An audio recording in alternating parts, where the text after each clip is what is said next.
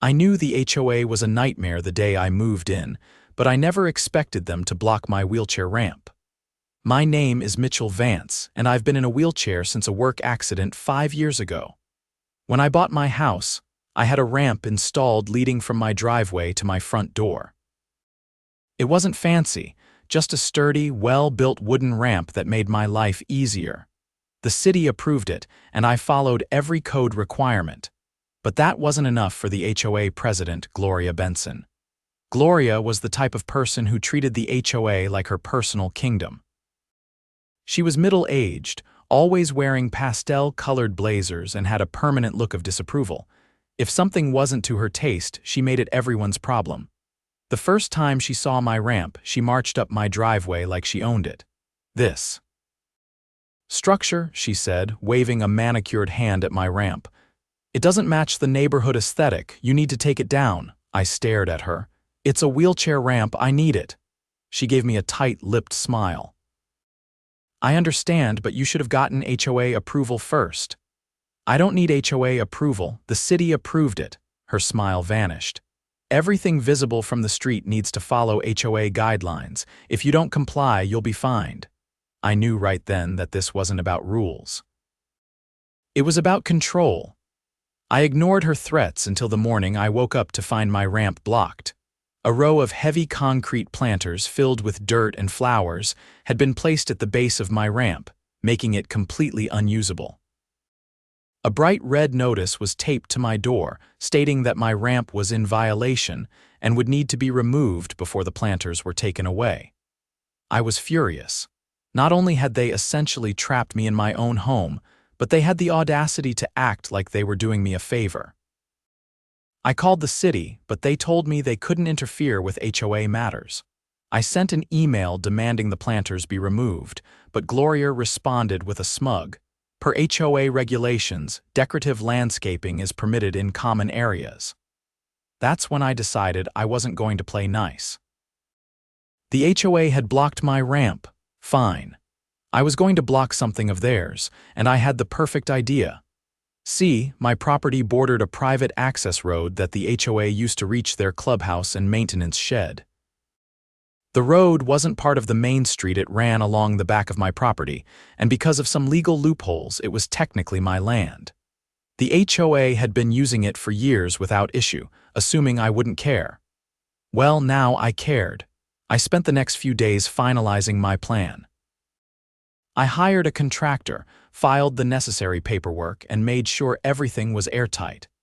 Then, early one morning, I had a crew install a steel gate across the access road.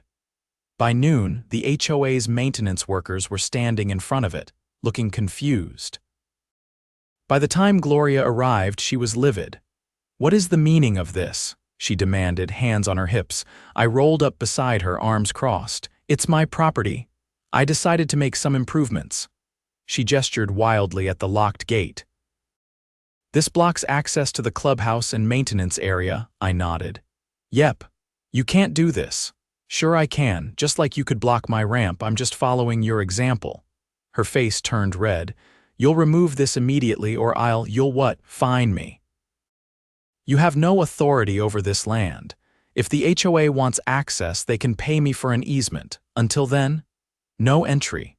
She sputtered, but she had no immediate response. The HOA had backed me into a corner, and now I was returning the favor. And I wasn't going to stop until they paid me back for every bit of trouble they caused. Gloria stormed off after our confrontation at the locked gate, her heels clacking angrily against the pavement. I could already tell she was heading straight to whatever legal loophole she thought she could exploit next. That was fine. I had done my homework. The HOA had been using that access road for years without a second thought, but they had never actually owned it. It had been part of my property since the day I bought the house, and they had no legal right to demand access. If they wanted to use it now, they would have to negotiate like civilized people. Something told me Gloria wasn't capable of that. By the next morning, the emails started flooding in. First, there was a formal letter from the HOA board demanding I remove the gate immediately.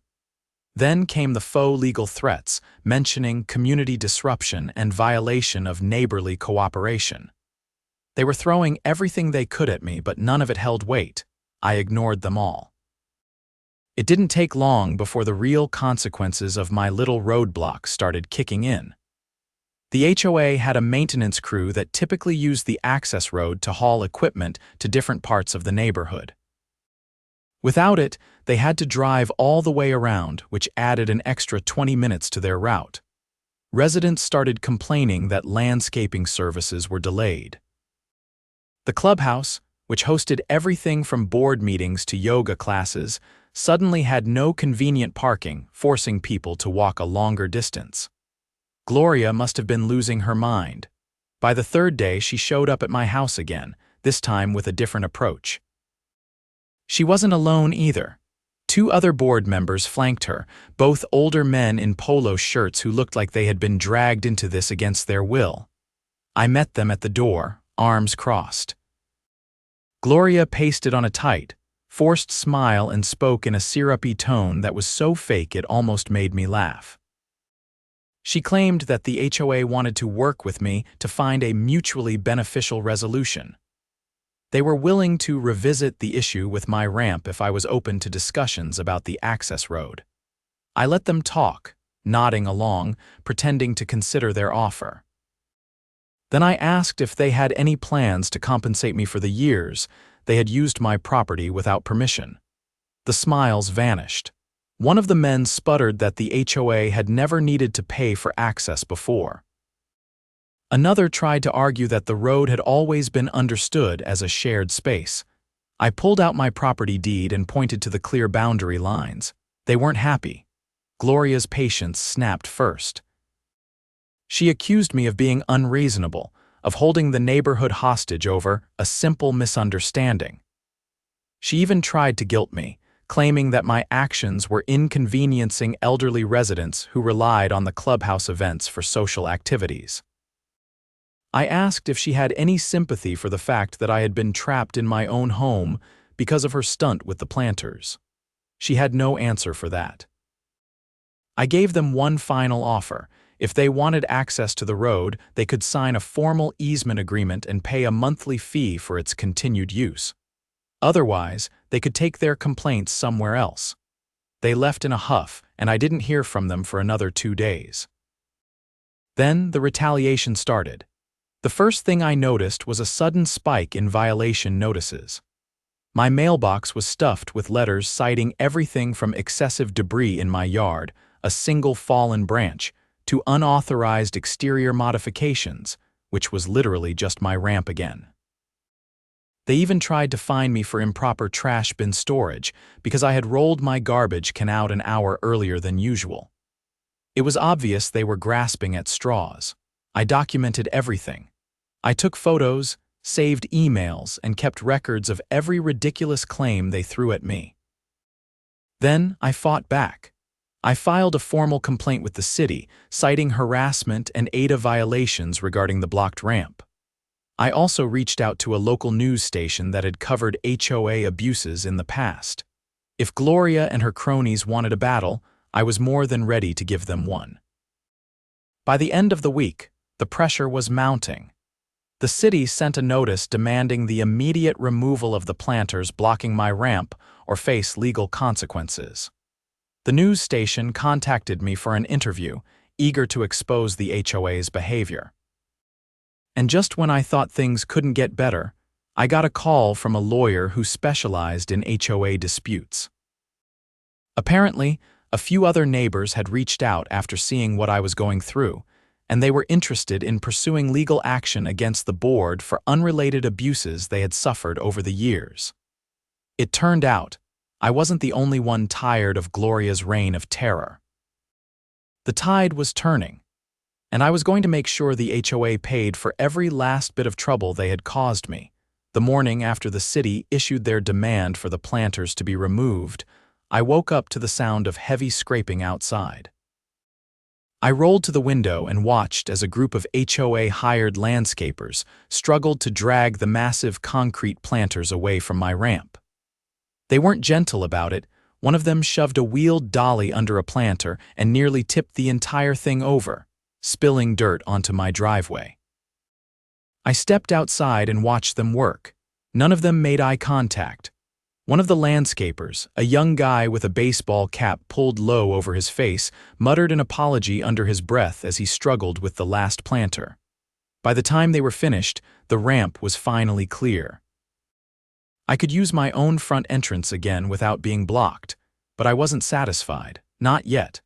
I knew Gloria wouldn't take this loss quietly. She had been forced to back down publicly, and people like her didn't let things go. They found new ways to exert control. I needed to stay ahead of her. The first thing I did was call the lawyer who had reached out. We scheduled a meeting with several neighbors who had also been harassed by the HOA. When I arrived at the attorney's office, I was surprised by the turnout.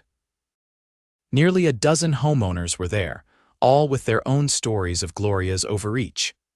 One couple had been fined repeatedly for having a garden gnome in their front yard. Another man had been given a violation notice because his Christmas lights had stayed up 2 days past the HOA's arbitrary deadline. A retired teacher shared how Gloria had outright refused to approve necessary repairs to her home's exterior because she didn't like the shade of paint she had chosen. The lawyer listened to all of it, taking notes, asking questions. Then he explained our options. We could file a collective lawsuit against the HOA for harassment and overreach. More importantly, we could request a financial audit of the HOA's funds. That got everyone's attention. The HOA collected thousands of dollars in dues every year, yet no one knew exactly where all that money went. Gloria and her board never provided a clear breakdown of expenses. If they were mismanaging funds or worse, embezzling, we could have them legally removed. We agreed to move forward. The lawyer would draft the lawsuit and file the necessary paperwork to request an audit. A few days later, the fallout began. The HOA board received the audit request first. I knew the moment Gloria saw it because she showed up at my house less than 2 hours later, looking more furious than I had ever seen her. She didn't bother with pleasantries this time.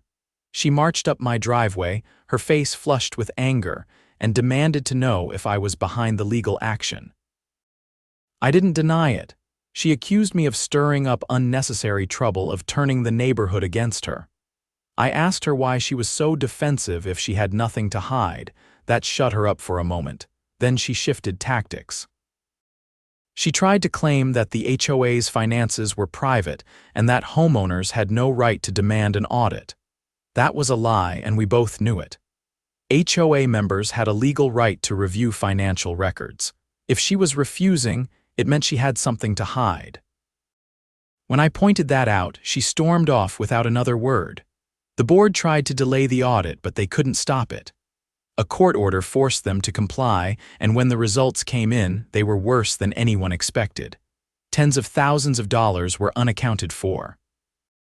Gloria had been using HOA funds for personal expenses, expensive dinners, spa trips, and even a business retreat that was nothing more than a luxury vacation for herself and select board members. The news spread through the community like wildfire. Homeowners who had once been indifferent to the HOA's antics were suddenly furious. People started showing up at board meetings in droves, demanding answers. Gloria tried to spin it, claiming it was all a misunderstanding, but no one believed her. The pressure became overwhelming. Then came the final blow. With the audit results in hand, our lawyer filed an official complaint with the state's HOA regulatory board. Combined with the lawsuit, it was enough to start the process of legally removing Gloria and her allies from power. At the next HOA meeting, the community gathered in record numbers. The tension in the room was thick as we voted on whether to remove Gloria and the corrupt board members. The results weren't even close. Gloria was ousted, so were her closest allies. New leadership took over people who actually cared about the community instead of controlling it. One of the first things they did was formally approve my wheelchair ramp, ensuring that no future HOA board could ever try to challenge it again. As for Gloria, She quietly sold her house and moved out of the neighborhood within a month. The HOA had tried to control me, to bully me into submission. Instead, they had been exposed for the frauds they were. And now, the community was better off because of it. With Gloria gone and the corrupt board dismantled, the neighborhood felt like it had been given a second chance. But I wasn't ready to let my guard down just yet. There were still loose ends to tie up, and I had no doubt that some of the remaining board members, particularly those who had enabled Gloria's antics, would try to hold onto whatever power they could. The first thing the new board did was schedule a community-wide meeting to discuss necessary reforms. I made sure to attend, along with many of the homeowners who had been wronged over the years. The energy in the room was different this time. People weren't afraid to speak up anymore. They wanted transparency, accountability, and most importantly, they wanted to make sure nothing like this ever happened again. The new board president, a retired accountant named Walter Green, wasted no time addressing the elephant in the room, the missing funds. While Gloria had been removed, the legal process to hold her accountable was still ongoing. The lawsuit we had filed remained active, and there was a strong push from the community to pursue full restitution. The HOA's new treasurer revealed that without those missing funds, several neighborhood maintenance projects, including overdue road repairs, would have to be postponed. That didn't sit well with anyone. Several homeowners suggested filing a class action suit against Gloria personally. Others wanted to push for criminal charges. The lawyer who had been helping us with the initial lawsuit assured us that they were already exploring every legal avenue possible. But there was another problem, one that I hadn't even considered until Walter brought it up. Several contracts that Gloria had signed on behalf of the HOA were still in effect, and some of them were outright ridiculous. One was a landscaping contract that charged double the going rate for basic yard maintenance. Another was an agreement with a private security company, one that just so happened to be owned by a close friend of Gloria's. These contracts were bleeding the HOA dry, and because they had been signed for multi-year terms, breaking them outright would come with steep penalties. That's when I had an idea. I asked to see the details of the contracts, and after reviewing them, I noticed something interesting. Many of them contained clauses that required the board to provide financial disclosures to the contractors. Since the audit had revealed financial mismanagement, that meant the terms of these agreements had already been violated, potentially giving us a way out. I wasn't a lawyer, but I knew how to spot weaknesses in a contract. I suggested that we have our legal team comb through every agreement signed under Gloria's leadership. If any of them had been breached due to the missing funds, we could argue that they were no longer enforceable. Walter liked the idea. The rest of the board agreed to move forward with a full legal review. Within 2 weeks, we had results. At least 3 of the contracts were found to be unenforceable due to misrepresentation of financial stability. That meant we could cancel them without penalty. The private security contract was the first to go, followed swiftly by the inflated landscaping deal. That alone saved the HOA tens of thousands of dollars. But the real victory came when we discovered that Gloria had signed an agreement with a legal firm, one that had helped her fight against homeowner complaints, using HOA funds. That contract, too, was voided. With those financial burdens lifted, the HOA was finally in a position to start undoing the damage she had caused. The next step was revising the HOA bylaws. That was another battle entirely. A group of homeowners, including myself, pushed for stronger protections against board overreach. We wanted a clause that required major financial decisions to be approved by a community vote. We also wanted a provision that would prevent any future board from blocking necessary accessibility modifications like my wheelchair ramp, without legitimate legal grounds. There was some resistance, mostly from the few remaining board members who had been part of Gloria's inner circle. They argued that giving homeowners too much power would make the board ineffective, but they were outnumbered. The community had seen firsthand what unchecked power could lead to, and they weren't about to let it happen again.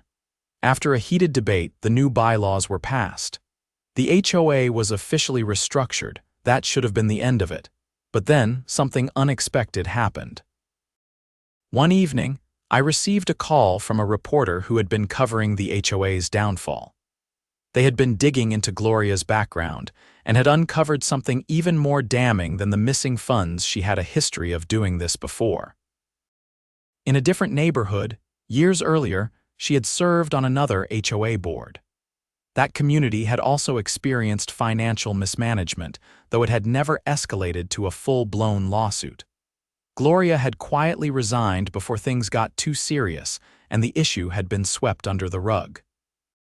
Now that her name was in the spotlight again, former residents from that neighborhood were coming forward with their own stories. Gloria hadn't just been a bad HOA president, she had been a repeat offender. Armed with this new information, our lawyer contacted the authorities handling our case. With multiple instances of financial misconduct now tied to her name, the pressure on Gloria mounted. And then, just like that, she disappeared. One day she was still in town trying to fight the lawsuit. The next, her house was suddenly up for sale, and every attempt to contact her went unanswered. It was as if she had packed up and fled, but running didn't solve her problems. The lawsuit continued, and eventually legal action caught up with her. Her assets were frozen, and she was forced to pay back a significant portion of the missing HOA funds. Justice had finally been served. With Gloria out of the picture for good, the neighborhood finally felt like it could breathe again. The access road remained securely under my control, and after some discussion with the new board, I agreed to lease it to the HOA for a reasonable monthly fee, one that actually benefited the community instead of lining someone's pockets. The funds generated from that lease were used to repair sidewalks, upgrade playground equipment, and even host community events that weren't just catered to a select few. For the first time since I moved in, the HOA was actually working for the people, not against them. And as I rolled up my now permanently approved wheelchair ramp, looking out over the neighborhood that had finally broken free from its tyrannical rule, I knew one thing for certain. This was a victory worth every battle. With the neighborhood finally moving forward, I had hoped life would settle down. But I should have known better. While Gloria had been removed and the HOA had undergone a major overhaul, there were still remnants of her influence lingering like a bad stain. It started small. A few of Gloria's former allies, the ones who had managed to avoid direct consequences, were still living in the neighborhood. While they had been forced to step back from leadership roles, they weren't happy about how things had turned out. Their resentment simmered just beneath the surface, and I could feel it every time I passed them on the street. One of them, a man named Richard Calloway, had been particularly vocal about his displeasure. He had been a staunch supporter of Gloria's policies and made it clear that he viewed the changes as an attack on the traditional order of the neighborhood. While he had never been as openly aggressive as Gloria, he had a way of stirring trouble behind the scenes. One afternoon, I noticed him standing near the newly unlocked access road, talking to a few other homeowners who had resisted the changes. They would glance my way occasionally, their conversations stopping whenever I rolled past. I didn't need to hear what they were saying to know that they weren't happy about the new direction the HOA had taken. Then, the anonymous complaints started. Unlike the barrage of fabricated violations I had dealt with before, these were more subtle. Someone had reported my house for excessive noise, even though I rarely had visitors. Another complaint claimed that my trash bins were being left out too long, despite the fact that I followed the new, clearly defined regulations. At first, I brushed them off as petty attempts at revenge. But then, a more serious issue arose. One evening, I received a notice stating that my property boundaries were being reviewed due to a disputed claim. The claim suggested that the access road, the very one I had legally secured under my ownership, might actually belong to the HOA after all. I knew this was nonsense. The legal review had already been conducted and my property deed was ironclad, but someone was clearly trying to reopen the issue, hoping to find a loophole that could be used to strip my ownership rights. I wasn't about to let that happen. The next morning, I met with Walter, the new HOA president, to discuss the situation. He was just as frustrated as I was. While the board had changed, some former members were still trying to manipulate the system from the shadows. Walter assured me that the HOA had no intention of pursuing the bogus claim, but the fact that someone had been able to file it in the first place meant that there was still work to be done. I decided to take matters into my own hands. Since my property records were already public, I made sure that copies were available at every HOA meeting. I also sent a formal letter to the city, reaffirming my legal ownership of the access road and requesting that any further disputes be immediately flagged as harassment. Then, I took it a step further. Using funds from the lease agreement I had negotiated with the HOA, I installed a reinforced gate with a keypad entry system. Only authorized personnel, those approved by the new HOA board, had access. It was a clear message. The road was mine, and no amount of underhanded scheming would change that. For a while, things quieted down. The new HOA board was making steady improvements, and most of the community seemed pleased with the changes. But Richard and his small group of disgruntled homeowners weren't finished yet. One night, just after midnight, I was woken up by the sound of metal scraping against pavement. I checked my security cameras and saw two figures near the gate, trying to tamper with the lock. I immediately called the police. By the time they arrived, the would-be vandals had fled, but the damage was done. The keypad had been smashed and the gate was partially unhinged. I filed a police report and submitted the footage as evidence. The HOA board was furious, and Walter called for an emergency meeting to address the issue. At the meeting, Richard tried to play innocent, claiming that the gate was an eyesore and that it shouldn't have been there in the first place. But the community wasn't buying it. The new bylaws had made it clear that any deliberate acts of vandalism against community or private property would result in immediate consequences. Since Richard had been stirring resentment from the beginning, most people in the room knew exactly who was responsible, even if the footage hadn't captured his face directly. Walter didn't hesitate. He called for a formal vote to have Richard and any other known troublemakers banned from future HOA involvement. The motion passed overwhelmingly. Richard's influence was officially dead.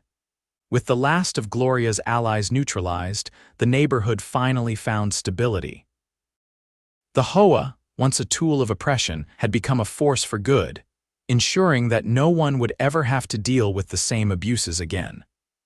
And as I rolled up my ramp, fully unchallenged and legally protected, I knew that the battle had been worth every fight. With Richard effectively removed from any future HOA involvement, the neighborhood finally settled into a sense of normalcy. The new board was handling things efficiently, and for the first time since I had moved in, I could go about my day without worrying about some ridiculous HOA stunt interfering with my life. It was a foreign but welcome feeling. The financial situation was steadily improving as well. With the fraudulent contracts canceled and the missing funds partially recovered, necessary repairs around the neighborhood were finally underway. Sidewalks that had been neglected for years were being fixed, and the clubhouse was getting much-needed maintenance. The difference was noticeable and people appreciated it. I had almost started to believe that my battle with the HOA was well and truly over. But then, something unexpected happened. A letter arrived in my mailbox, not from the HOA but from a law firm. At first glance, my irritation flared. I had dealt with enough legal nonsense to last a lifetime, but when I opened it, my confusion only deepened. The letter wasn't a complaint or a demand, it was an offer. A real estate developer had been eyeing the neighborhood and was looking to purchase specific properties, mine included. The price they were offering was well above market value. I wasn't the only one who received the letter either. Several of my neighbors mentioned receiving similar offers when I ran into them over the next few days. Some were intrigued, others suspicious. Something about it didn't sit right with me. The timing was too convenient. I decided to do some digging. After a few calls and some online research, I discovered that the development company behind the offer had connections to none other than Gloria herself. She wasn't listed anywhere directly, but one of the firm's senior partners had ties to her previous HOA leadership role in another neighborhood. That was all I needed to know. Gloria may have been removed, but she wasn't done meddling. If she couldn't control the neighborhood, she would try to profit from it instead. I brought this information to Walter and the rest of the board. They were just as wary as I was. If enough homeowners accepted the buyout offers, the developer could push for rezoning, potentially turning sections of the neighborhood into commercial properties or worse. High-density housing that would completely change the character of the community.